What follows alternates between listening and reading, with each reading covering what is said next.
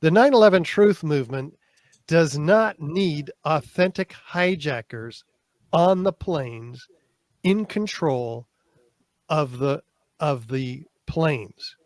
It does not need hijackers on the planes who themselves may have been hijacked by remote controlled planes. It does not depend on any hijackers or anybody else for that matter on the planes that hit or missed their targets. My point here is that you have intelligence agencies setting up patsies who didn't even need to be on the planes. You can just provide whatever proof you want that they were. And even if they were, it doesn't matter because they're controlling the planes, they're controlling the patsies. But the 9/11 Truth Movement does not depend at all. We're not blaming the hijackers. We're blaming the real perpetrators of 9/11.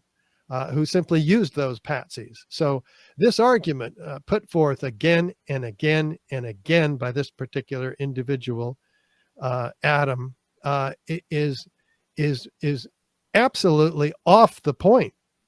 And I don't know why he keeps pushing it, but it is. I hear it like it's just this point. It's irrelevant. Why is it that the leading member of the 9/11 Truth Movement, Richard Gage, continues to espouse fringe conspiracies such as living hijackers, no hijackers, drone airplanes, CGI airplanes, and the rest of the banalities that follow the fringe movement? Why is it that the 9/11 Truth Movement allows for people like Richard Gage and Barbara Honegger and Jason Bermas to continue to misrepresent and disinform the public about one of the most important topics in human history, September 11, 2001? Why is it important for these people to basically absolve Arab hijackers so desperately that they're willing to entertain even the most irrational of theories? Well, I'll tell you why. Because for the last 20 years, people like Richard Gage and Alex Jones and Jim Fetzer and Barbara Honegger, Christopher Bolin, Rebecca Roth, the Citizens Investigation Team, Judy Wood, Ace Baker, and dozens of others have continually browbeated and repeated the same mantra: the official story is false. The official story is false. The official story is false. Well, after years of studying the events of September 11, 2001, and for commiserating with people like Richard Gage and Barbara Honegger, I have come to the conclusion that the official narrative to these people is the following: 19 Islamic fundamentalists hijacked American Airlines 11, United Airlines Flight 175, American Airlines Flight 77, and United Airlines Flight 93, and intentionally crashed them into the World Trade Center, Pentagon, and Shanksville. That's it. They don't speak about anything else relating to this official story. Now, to them, that represents what? Where is the official story coming from? The 9/11 Commission report. They haven't read the whole 9/11 Commission report. I currently am the only person in the world to upload in its entirety the 9/11 Commission report and the Joint House Inquiry on my YouTube channel. Did they just talk about plane hijackings and 19 Islamic fundamentalists? No. Did they talk about the pre-intelligence into 9/11? Yes. Did they talk about other avenues relating to September 11, 2001 outside of physics? Yes. Do people like Richard Gage, Barbara Honegger, Jason Bermas generally talk about these issues? No. You'll never hear once Richard Gage or Barbara Honegger or Jason Burmis talk about, say, the 1993 World Trade Center bombing and how that relates to the events of September 11th. They won't talk about the chase for Khalid Sheikh Mohammed, who was actually evading arrest from the FBI counterterrorism office in New York, headed by Frank Pellegrino, where he actually visited the Philippines, Qatar, even Israel. You won't hear them bring up the Bajinka plot, which is where the 9/11 attacks originated from. An international inter-Atlantic bombing plot that involved a couple of phases. One, to bomb 12 airliners and have them all explode over the Pacific, the assassination of Pope John Paul II, as well as intentionally crashing a plane into CIA Langley, as well as a hidden plot that there were hidden cells inside the United States that were ready to hijack 10 airliners and crash them into the Pentagon, the World Trade Center, the Golden Gate Bridge, Sears Tower, a nuclear facility, and other sensitive spots inside the United States. You'll barely hear them talk about Able Danger, which was a Defense Intelligence Agency operation headed by Eric Shoemaker, now Peter Shoemaker, and Hugh Shelton. That involved the Land Information Warfare Activities Division involving metadata collection on terrorist cells inside the United States. You won't hear them talk about the NSA wiretap operation that started back in 1992 regarding Osama bin Laden's cell phone, satellite phone, as well as a house in Sana'a, Yemen, that was monitored since 1996 to the day of the attacks of September 11, 2001. No, you won't hear any of this. Why? Because if you don't believe in hijackers, then that means that they had no involvement with September 11, 2001. Now, of course, you'll get people like Barbara Honegger who say, oh, yes, the planes were indeed hijacked, but there was a plane swap. And we don't know where they crashed because it's not up to us to tell you where they crashed. That's up to the government. And anything the government provides will always be questionable because it came from the government. So in other words, a reciprocating argument that never goes anywhere. That's the reason why you'll see Richard Gage, Barbara Honegger, and Christopher Bolin, Rebecca Roth slowly start to dissipate because they keep repeating themselves and their audience will always become bored. Nothing ever new comes from these people. That's why groups like Citizens Investigation Team, the producers of Loose Change, that's Dylan Avery, Corey Rowe, Jason Burmis, Christopher Bolin, Rebecca Roth, these people aren't even active anymore. Why? A couple of years ago, they were the biggest names in the 9/11 truth movement. Now, nothing. Wonder why that is. Is it because they keep repeating themselves? Is it because they have a limit on how much they can lie and manipulate the public? Is it because that they made their money writing these books and got out when they can? Is it because they're not really researchers in their own right?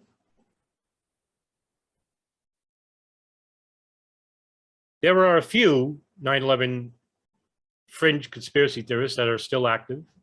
Richard Gage is one. Barbara Honegger is another, although she's not really that active anymore. Thank God. There's still a few, but they're not big or prominent as they once were. And there's a reason for it. And that's because they used the 9/11 truth movement for their own benefit, whether it be selling books, remaining relevant, creating a Patreon page, making money, or just staying relevant in the movement because that they might be intentionally disinforming the public on purpose, or that they're afraid of being alone in front of the mirror because they know what they're doing is wrong. And it's why people like myself and Nelson Martins and Ryan Dawson and Darren Harvey, Sean Russell and others are starting, the others that are starting to come up, we're going to remain active and bringing something new to the table all the time. You have to wonder why people like Jason Burmis, for example, continue to propagate the theories of a plane swap. Here's a young guy who basically is none other than one of the most famous co-producers of the most famous 9/11 film in the world, Loose Change, which basically now is an afterthought because nobody really cares about the film because it got so many things wrong. But when he does interviews with recent libertarians such as Reed Coverdale, who tried to get the truth out of him, I'll say it again. I think the evidence of the planes this that is what hit happened. the World Trade Centers, they look like drones to me. You know, that flash, even in that first video, does not, you know, it looks reminiscent of that second flash. What? First, it's small, and by the split seconds, it's getting larger and larger, green color. And as this plane got closer to me, I can see you on the tail. This plane is bearing down towards me, eye-level eye contact. As it's getting closer, I can hear that revving sound that the engine is making. And all I had time to do was to drop the phone, and I screamed and I said, "Lord, I can't do this. You take over." And I dove under my desk. And the last split second, I can remember the plane starts to tilt so that the span of the wings would cover a larger dimension. And with the most thunderous sounds I heard, bam, the plane crashed into the building. So there you have it. If that plane, 175, was actually a drone outfitted with a missile, then he should be dead. And it really begs belief that why is it that a young man like him, who isn't dumb, who basically espouses falsehoods, known falsehoods, or speculative ideas that contradict the evidence of the case,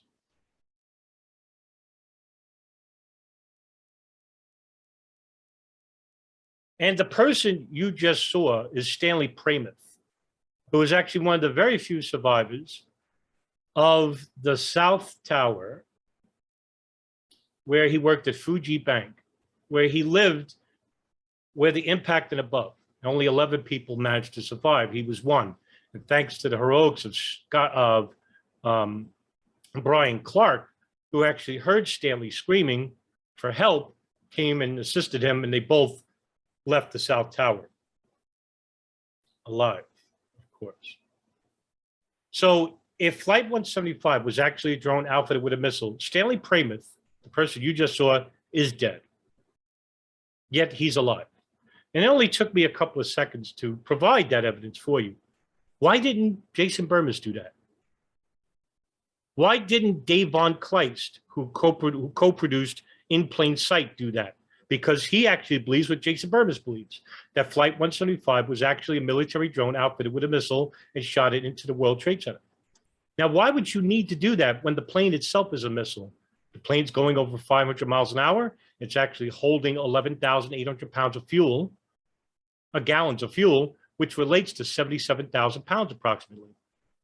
That in itself would be a missile. That was the whole point of September 11, 2001, was to hijack these planes fully loaded and to use them as the weapon. Remember Bajinka plot, where they were going to put the bombs on the planes? Well, one of the co-conspirators, Abdul Hakim Murad, who was an associate of Ramzi Youssef, the alleged mastermind of 1993 World Trade Center bombing, and a co-mastermind of the Bajinka plot with his uncle, Khalid Sheikh Mohammed. Instead, the security would be looking for bombs, urea nitrate bombs, which is what they used for the World Trade Center and what they were going to use for the Bajinka plot. Instead, now they were going to use the planes as the actual weapon, which is an ingenious idea.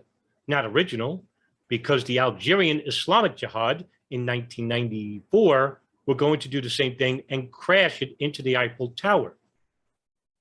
I believe that's Air France 8989. Hijackings have occurred throughout the 1970s and 80s, and my co-researcher Nelson Martins is a proficient producer of certain films that show that there were older Arab organizations, not religious in their own right, groups like the Abu Nidal Organization, Hezbollah, who have conducted hijackings before. But you don't hear any of the truth movement advocating for fake planes then. But only on September 11, 2001, do we hear that Arabs cannot be hijacking planes. If it was September 12th, sure.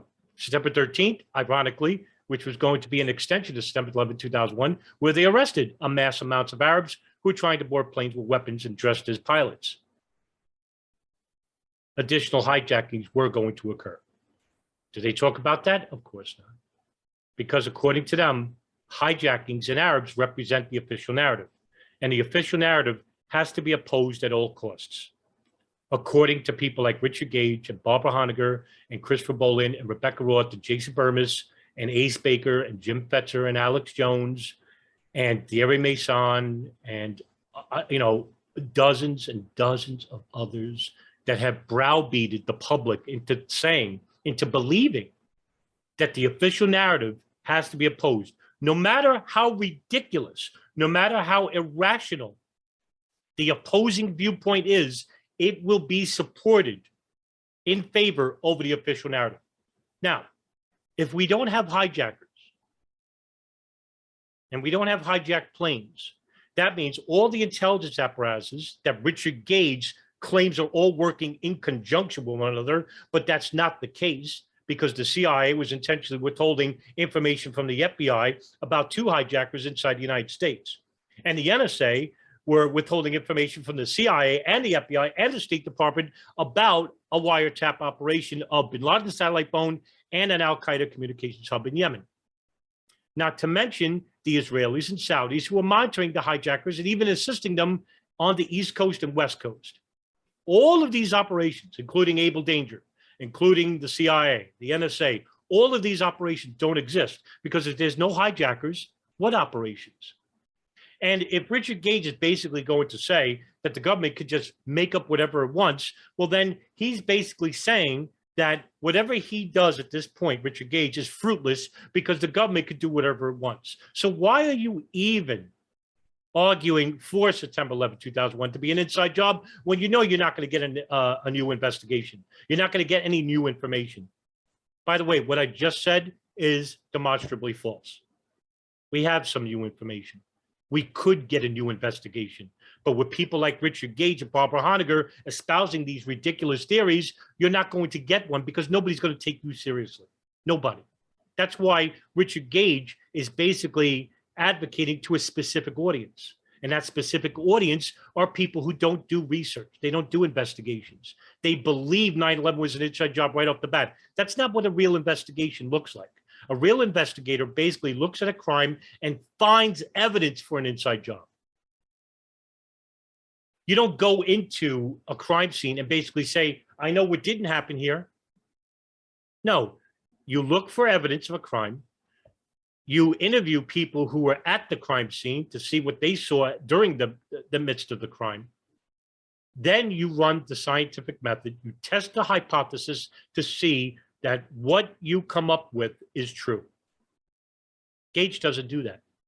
Honegger doesn't do that. Burmis doesn't do that. None of these people do that. It's unfortunate. But what do? How do we combat disinformation? By promoting and advocating for the truth, no matter where it leads you. And if 9/11 wasn't done by Israel, or if 9/11 wasn't done by Saudi Wahhabists, or if 9/11 wasn't done by Bush and Cheney, then so be it. You can't disregard the truth for your version of the truth. And believe me when I tell you that if you go down this road of honesty and integrity and unblemished reputation, you're going to be alone in your endeavor. You might find maybe 1 or 2, if you're lucky, 1 or 2 people that actually think like you, that believe in the essence of truth like you. You might be lucky. And you might feel that the world is against you. That it seems that the government is basically not giving you relevant information. It might seem that there are hundreds of others who are promoting disinformation, whether it's intentional or not. You're going to feel alone, but you're not. There are people like you out there. And I know when I could come across a person like you out there. I've met some people. I've been very fortunate, so fortunate to meet certain people like this. And they've given me the motivation to keep going, even though there are times I just want to say the hell with it. So why am I so aggressive to these people? Why am I so anal when it comes to the truth? Because when it comes to disinformation, when it comes to